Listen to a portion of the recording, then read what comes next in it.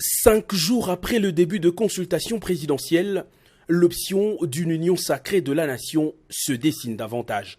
De plus en plus, des personnalités de différents bords se rallient à l'idée du président de la République de communer les efforts pour sauver le pays d'une crise politique.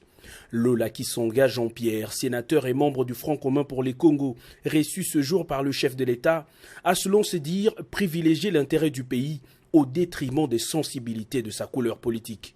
Je l'ai affirmé dans mon acte d'engagement de demeurer dans cette vision du chef de l'État, de construire une union sacrée qui élargit la base des réflexions et la base des énergies à développer pour mettre en place de nouvelles politiques publiques qui vont gouverner demain cette nation. Et notre population attend beaucoup de ces consultations nationales. Elle ne doit pas donc être déçue. Et j'ai senti du chef de l'État, de l'échange que nous venons d'avoir, une détermination à pouvoir conduire ces processus jusqu'à atteindre ses objectifs. Dans les couloirs du Palais de la Nation, des figures emblématiques sont aperçues à chaque minute.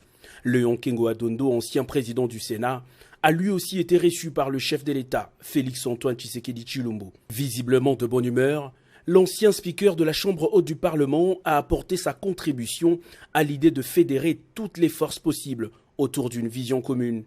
Sans commentaire, Kengo Adondo quitte le Palais de la Nation. Pendant ce temps, un échantillon représentatif des anciens premiers ministres du pays avait déjà pris place dans la salle. Sami Badibanga, Singa Uju et Mabi Mulumba, qui apportaient leur voix, se veulent conciliants. Parce qu'on parlait de crise politique, nous avons aussi une crise économique. Vous ne sentez pas la crise, les effets de la crise que subit la population. À partir d'un certain moment, on a l'impression que les politiques s'occupent à se chamailler pendant que la population meurt de faim.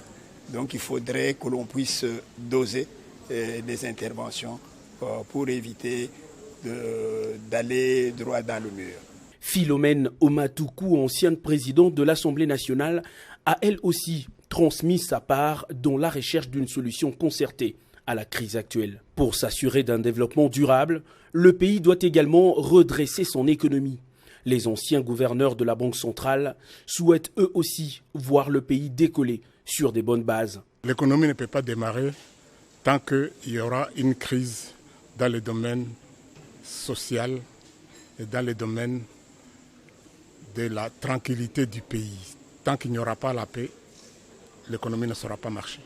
Les notables du Congo central n'ont pas voulu manquer ce rendez-vous aux enjeux sociopolitiques et économiques de taille.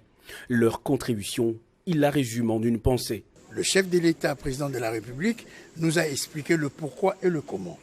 C'est ce que nous tous, nous le savons, parce que quand à un moment ou à un autre, vous vous rendez compte qu'il faut reculer pour mieux sauter, il faut le faire.